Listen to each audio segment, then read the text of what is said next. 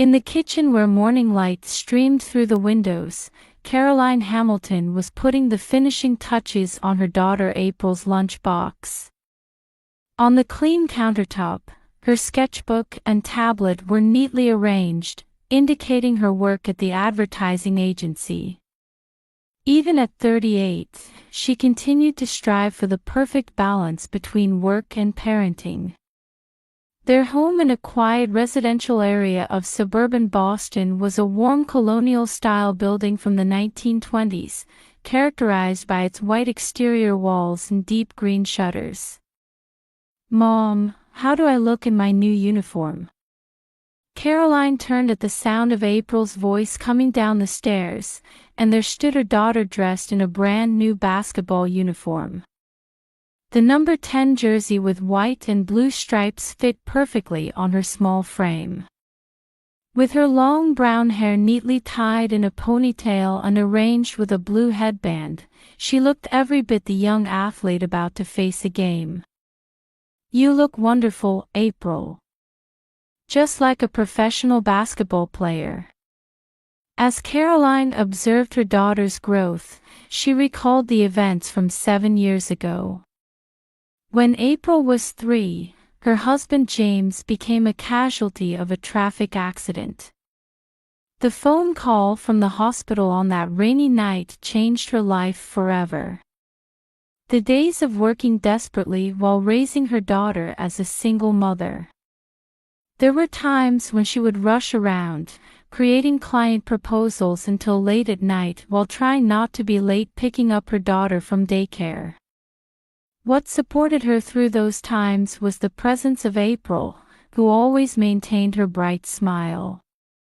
3 years ago, meeting Nathan Montgomery, a vice president at an investment bank, brought new light to Caroline's life. Their encounter was during a meeting for a financial advertising campaign she was handling. She was drawn to his hardworking and sincere character, and April also took to him well. On holidays, the three of them would often go on picnics, and April looked forward to Nathan teaching her basketball. After marriage, they became members of the prestigious Montgomery family. However, life with the new family was more complex than imagined. While Elizabeth, Nathan's mother, played the role of a refined, loving elderly lady on the surface, Caroline sometimes felt uncomfortable with the stern look she occasionally showed. Behind those eyes seemed to lurk the pride of a distinguished family that had produced generations of doctors, and disappointment in Nathan, the second son who chose not to become a physician. At the weekly Sunday family dinners, Elizabeth would speak about the brilliant achievements of her deceased eldest son, almost deliberately it seemed. Caroline could sense Nathan's anguish. Since losing his brother in an accident 5 years ago, he had been nearly crushed by his mother's expectations and pressure. His promotion at the investment bank seemed like atonement for not becoming a doctor. Recently, he had been working more weekends, handling important cases. "Will Nathan's mother come to the game today?" To April's question, Caroline answered with mixed feelings. "She promised, didn't she? I'm sure she'll come." On that Saturday morning, despite the harsh winter cold, the gymnasium at Newton Community Center was filled with the excitement of the weekend basketball league. The wooden flooring gleamed in the morning sun, and the voices of parents echoed in the high-ceilinged space. Seated in the bleachers, Caroline watched over her daughter warming up. April would occasionally wave to the spectator seats while practicing passes with her teammates. Each time, Caroline felt her daughter's growth. The buzzer sounded to start the game, and the first quarter began. April's team took control early, racking up points through her assists. Cheers rose from the bleachers, and Caroline's heart swelled with pride. Her daughter was fully demonstrating the results of her daily practice on this court. Just then, Elizabeth quietly took her seat. Wearing a deep blue cashmere coat, Nathan's mother adjusted her scarf with elegant movements and softly said, "Good morning, Caroline." Behind her, several community center staff members were bustling about. Entering the second quarter, the score was 13-10 with April's team in the lead. The excitement in the venue had reached its peak. April stole the ball on defense and raced up the court alone.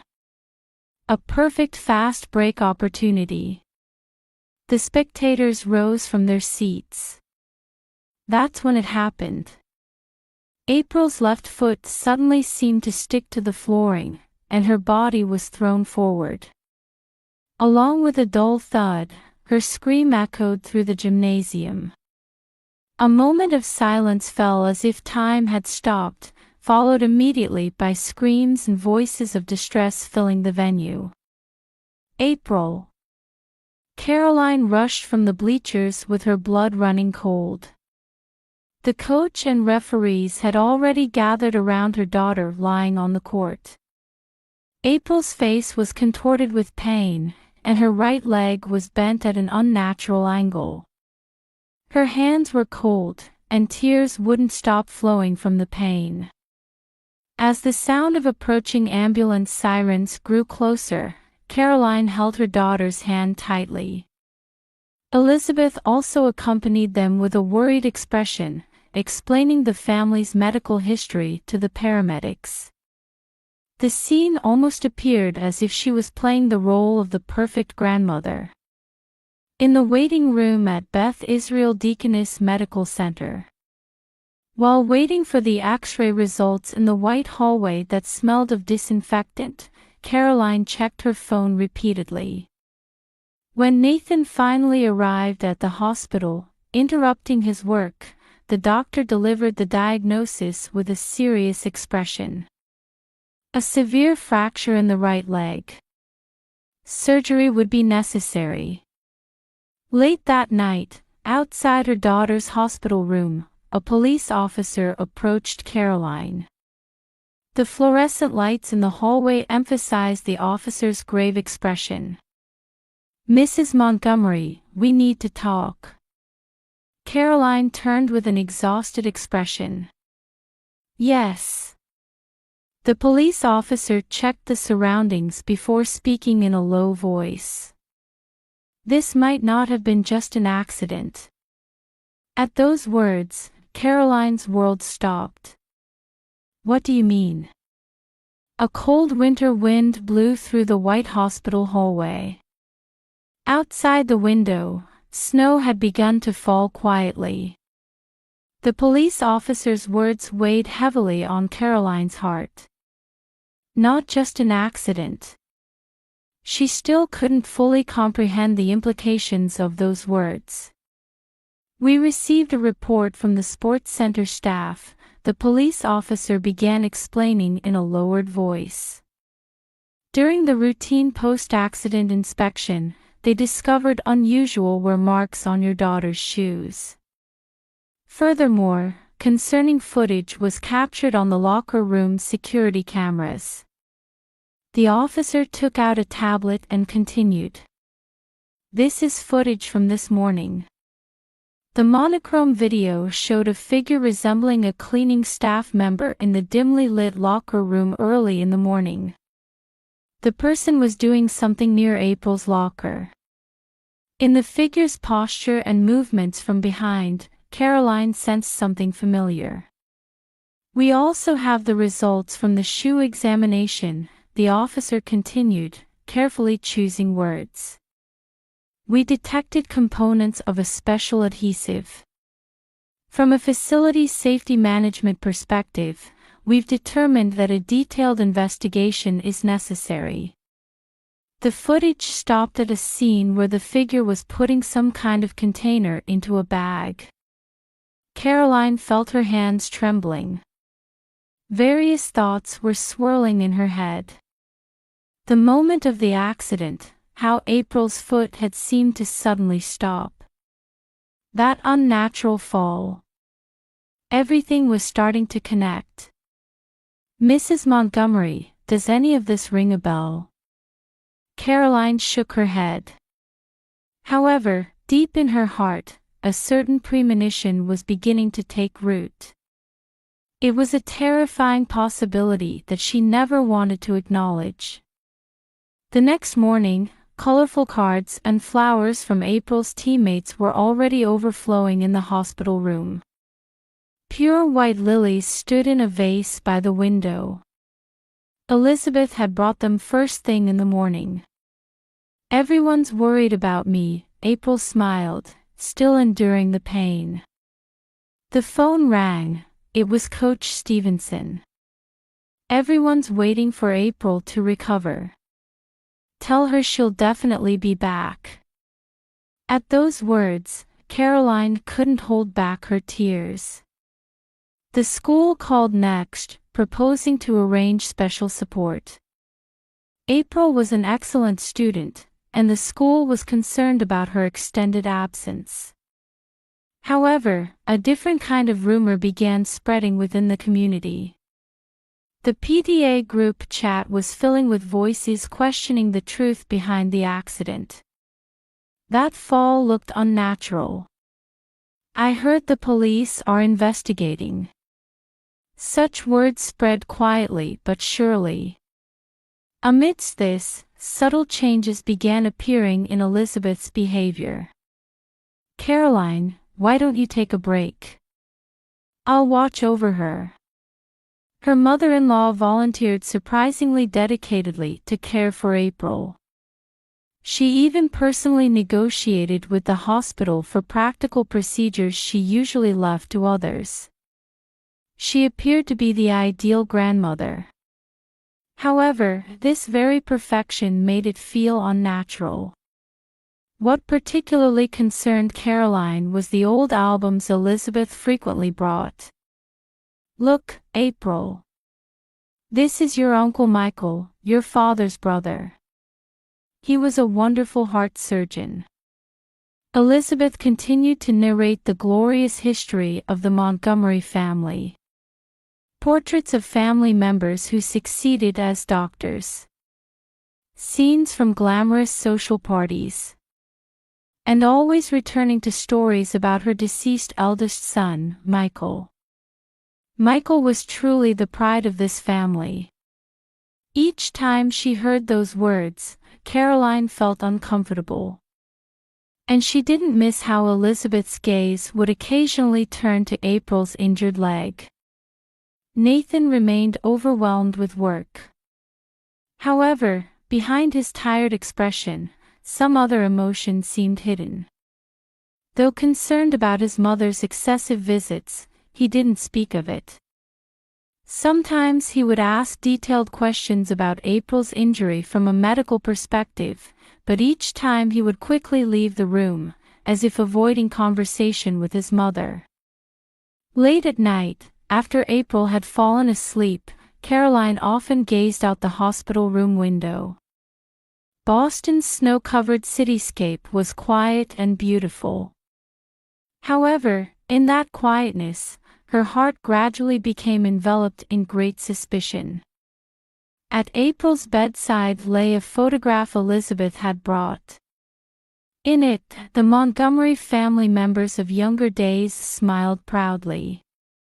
Behind those smiles, Caroline began to sense something she hadn't noticed before. Her phone vibrated with a message from the police. New evidence had been found. Caroline sighed deeply as she typed her reply, agreeing to a meeting first thing tomorrow morning. Outside, snow had begun falling again.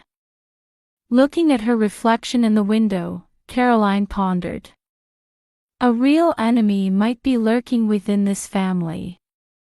And the answer might be what she feared most. Listening to April's quiet breathing, Caroline faced a heavy decision about what actions she should take next.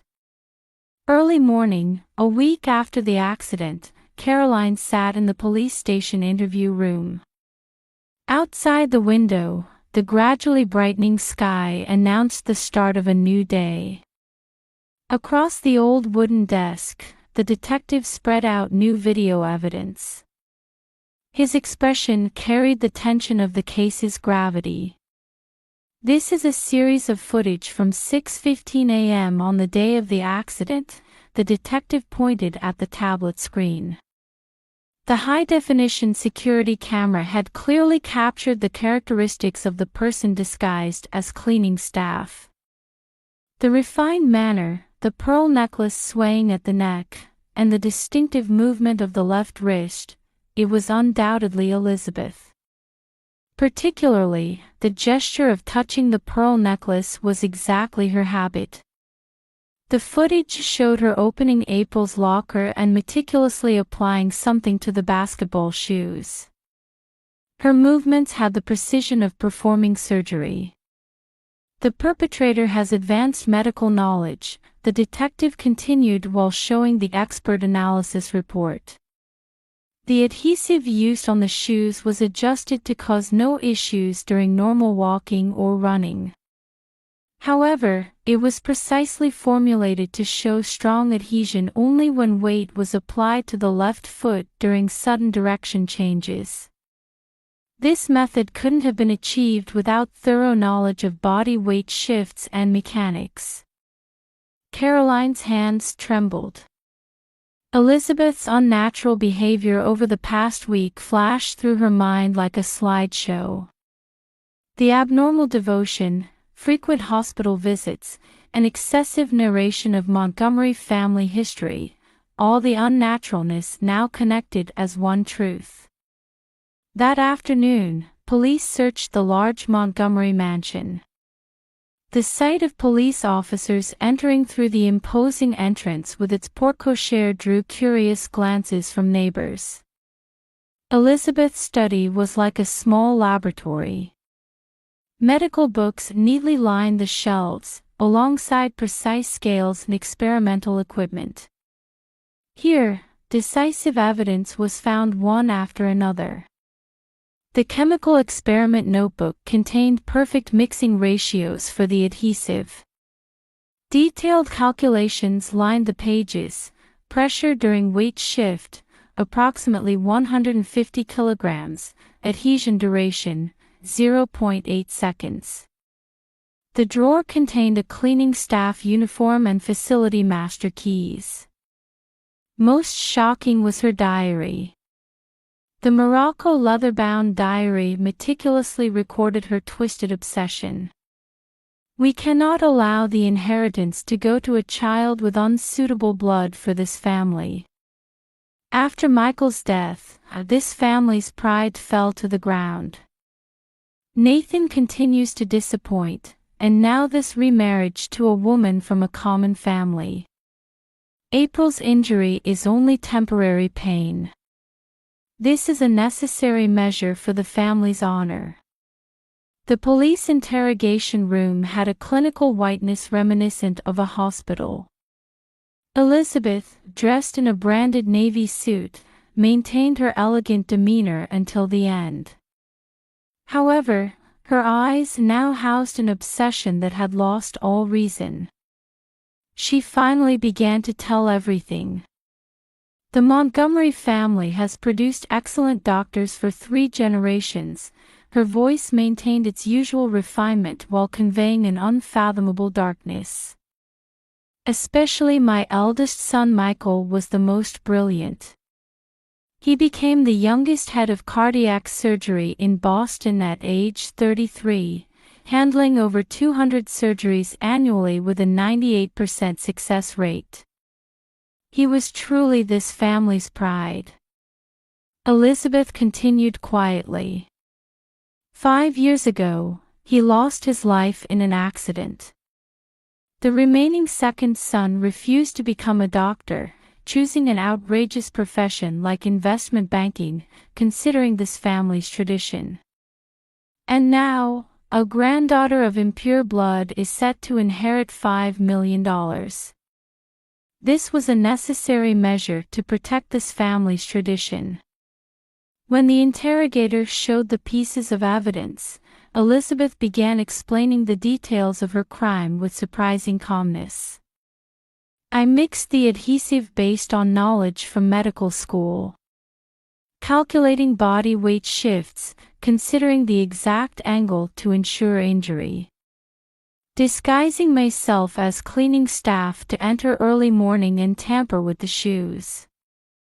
Adjusting the adhesive strength to ensure a fall during sudden direction changes. Yes, everything went according to plan. Nathan, upon hearing of his mother's arrest, interrupted an important investment bank meeting and rushed to the hospital. His expression carried both the anguish he had harbored for years and a new determination. Caroline, I knew all along but couldn't do anything. He gripped his wife's hand. Mother completely changed after my brother's death. Her disappointment in me, and hatred for the new family. Actually, last week, she told me, if you quit investment banking and become a doctor, I'll forgive everything. But I won't run away anymore. From now on, I'll protect my real family.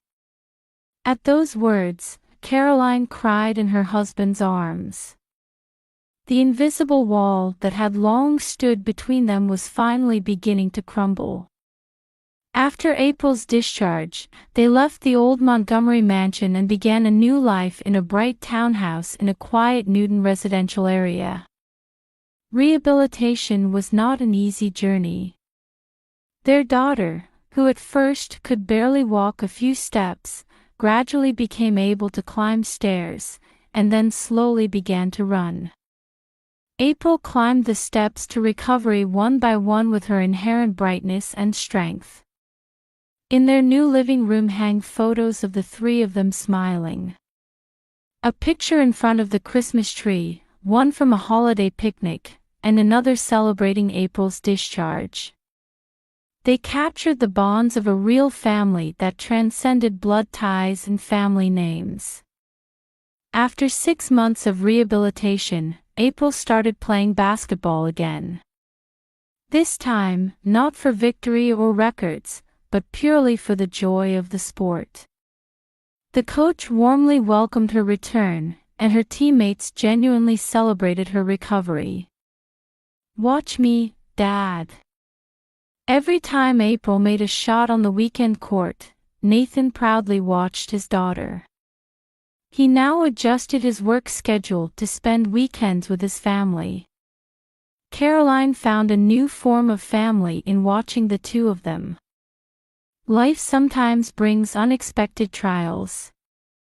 However, overcoming these trials can create stronger bonds. The spring lights streaming through the townhouse windows seemed to herald the beginning of new hope. On the table lay April's new basketball shoes. They shone freshly, as if symbolizing her new steps forward. One Sunday in October, a year after the incident, Newton Community Center's gymnasium was filled with long-awaited energy. As the buzzer announced the start of the basketball game, April, wearing an orange uniform, ran onto the court with her teammates.